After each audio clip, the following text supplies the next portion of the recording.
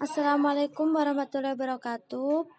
Kami dari kelompok 6 akan mempresentasikan tentang Lembaga Bantuan Hukum di Indonesia yang disusun oleh 1. Ifti Ustada, 2. Kiki Rahmawati, 4. Rizky Arisna, 4. Citra Novita.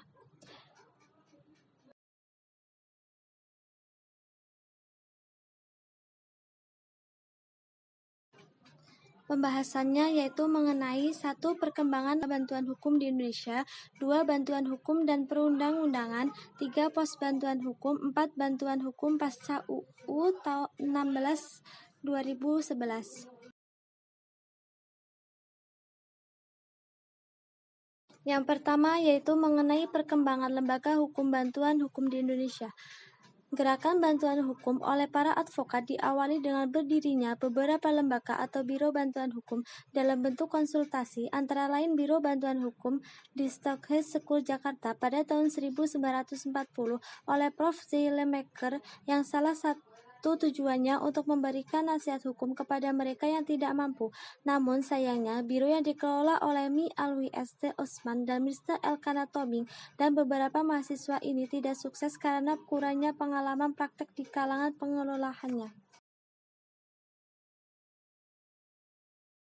Tahun 1953 muncul kembali ide untuk mendirikan lembaga bantuan hukum yang berasal dari perguruan Tionghoa bernama Simieng Huang Tao The Chandranaya. Biro ini terbentuk pada tahun 1954 di bawah pimpinan Prof. Tiang Suan Tiong.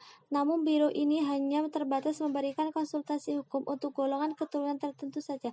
Tahun 1963, pada masa dekan Prof. Sujono Hadibroto, berdiri satu lembaga bantuan hukum di Universitas Indonesia yang diberi nama Biro Konsultasi Hukum Universitas Indonesia yang diketahui oleh Prof. Tiang Suan Tiong. Lembaga ini telah mengalami beberapa kali perubahan nama, terakhir yaitu Lembaga Konsultasi dan Bantuan Hukum atau dikenal dengan daerah lain juga berkembang lembaga-lembaga bantuan hukum. Biro Konsultasi Hukum didirikan oleh Prof. Mokhtar Kusumatamadja di Fakultas Hukum Universitas Pajajaran.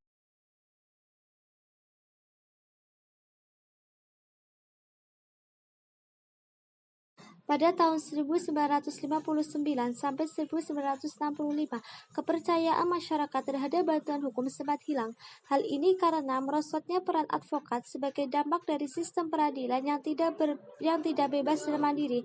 Kondisi ini terlihat dengan banyaknya kompromi yang dilakukan antara hakim dengan jaksa pada waktu akan memutuskan suatu perkara. Efeknya, wibawa pengadilan menjadi jatuh dan orang tidak melihat manfaat dari bantuan hukum dan lebih senang untuk meminta pertolongan kepada jaksa, hakim, atau orang kuat lainnya daripada meminta bantuan.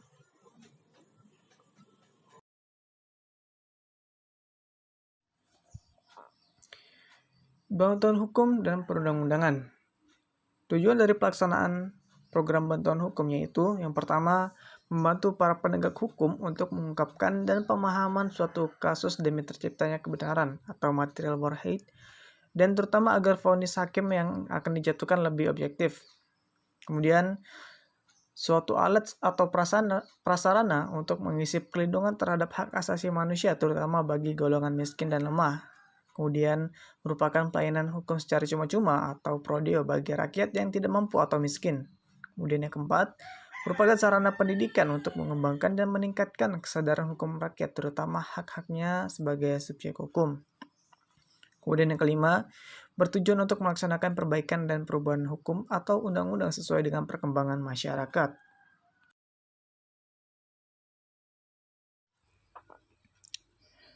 Program pemberian bantuan hukum bagi masyarakat tidak mampu dilakukan berdasarkan ketentuan-ketentuan di bawah ini.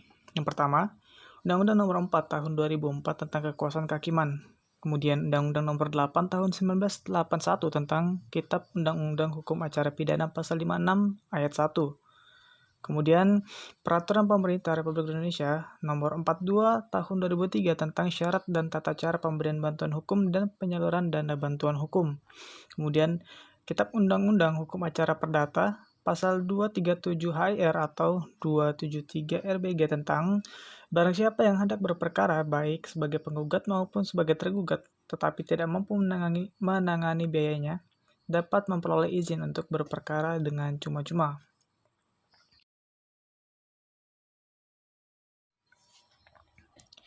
Kemudian yang kelima, Instruksi Menteri Kehakiman RI nomor M01-UM.08.10 tahun 1996 tentang petunjuk pelaksanaan program bantuan hukum bagi masyarakat yang kurang mampu melalui lembaga bantuan hukum. Kemudian yang keenam, Instruksi Menteri Kehakiman RI nomor M03-UM.06.02 tahun 1999 tentang petunjuk pelaksanaan program bantuan hukum bagi masyarakat yang kurang mampu melalui Pengadilan Negeri dan Pengadilan Tata Usaha Negara. Kemudian yang ketujuh, Surat Edaran Direktur Jenderal Badan Peradilan Umum dan Peradilan Tata Usaha Negara nomor D.UM.08.10.10 tanggal 12 Mei tahun 1998 tentang Juklak, pelaksanaan bantuan hukum bagi golongan masyarakat yang kurang mampu melalui LBH.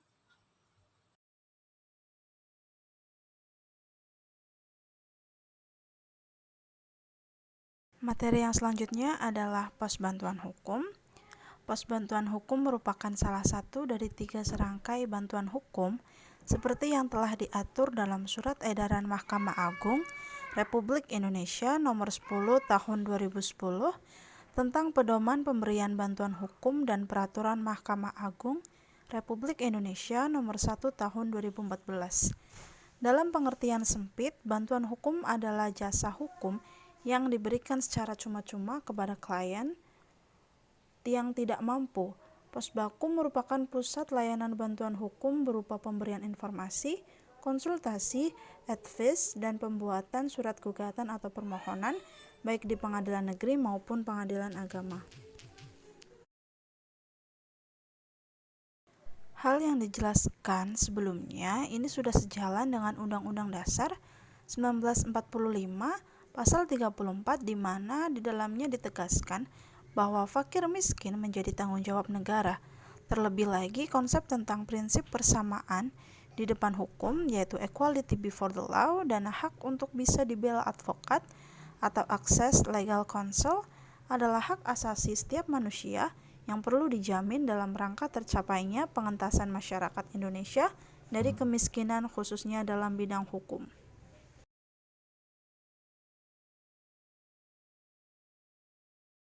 Yang selanjutnya adalah dasar hukum dari pos bantuan hukum. Yang pertama dari Al-Quran, yaitu di surah Al-Ma'idah ayat 2. Artinya, dan tolong menolonglah kamu dalam mengerjakan kebajikan dan takwa, dan jangan tolong menolong dalam berbuat dosa dan pelanggaran. Dan bertakwalah kamu kepada Allah, sesungguhnya Allah amat berat siksanya. Kemudian, dasar hukum yang kedua itu ada dari hadis. Rasulullah SAW bersabda, siapa yang menyelesaikan kesulitan seorang mukmin dari berbagai kesulitan-kesulitan dunia, niscaya Allah akan memudahkan kesulitan-kesulitan hari kiamat. Hadis riwayat Bukhari.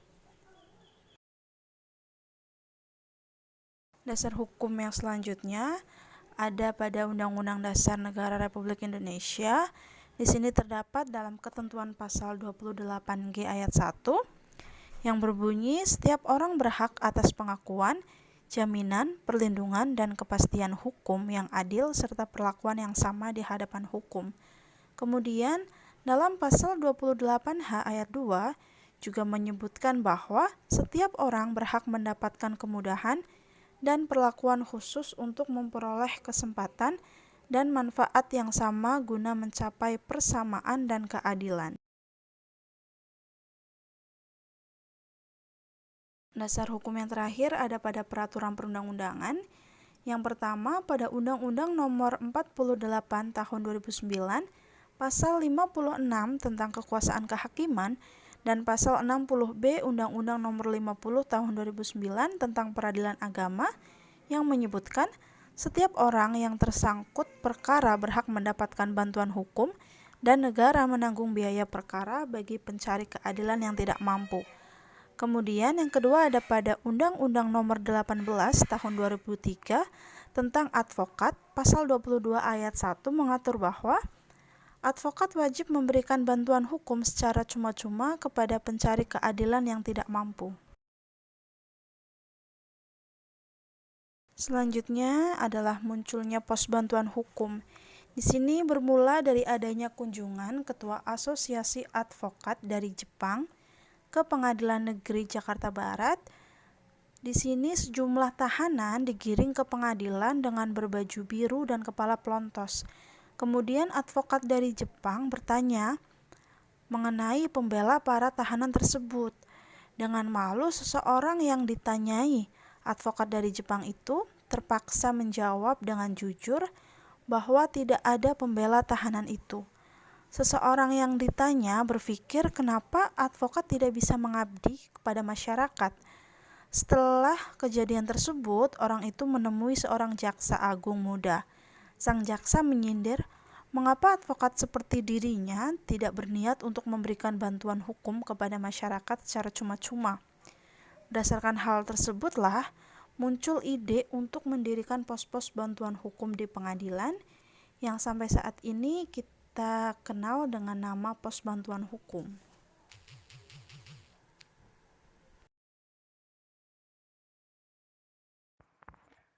Yang selanjutnya yaitu bantuan hukum pasca Undang-Undang Nomor 16 Tahun 2011. Sebelumnya, negara Indonesia tidak melakukan pemenuhan hak atas bantuan hukum bagi masyarakat.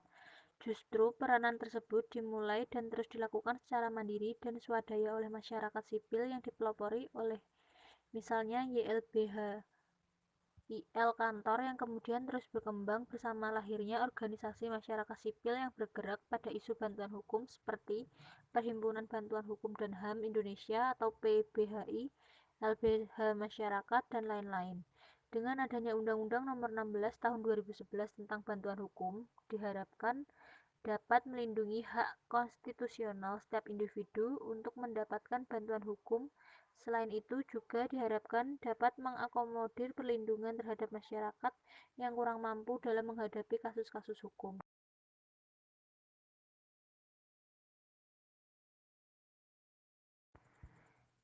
Implementasi Undang-Undang Nomor 16 Tahun 2011 tentang bantuan hukum dimulai dengan acara Rapat Kerja Nasional Pemberian Bantuan Hukum pada tanggal 25 sampai 27 Juli 2013 yang dibuka oleh Presiden Susilo Bambang Yudhoyono di Istana Negara dengan dihadiri oleh pemberi bantuan hukum, para menteri dan duta besar.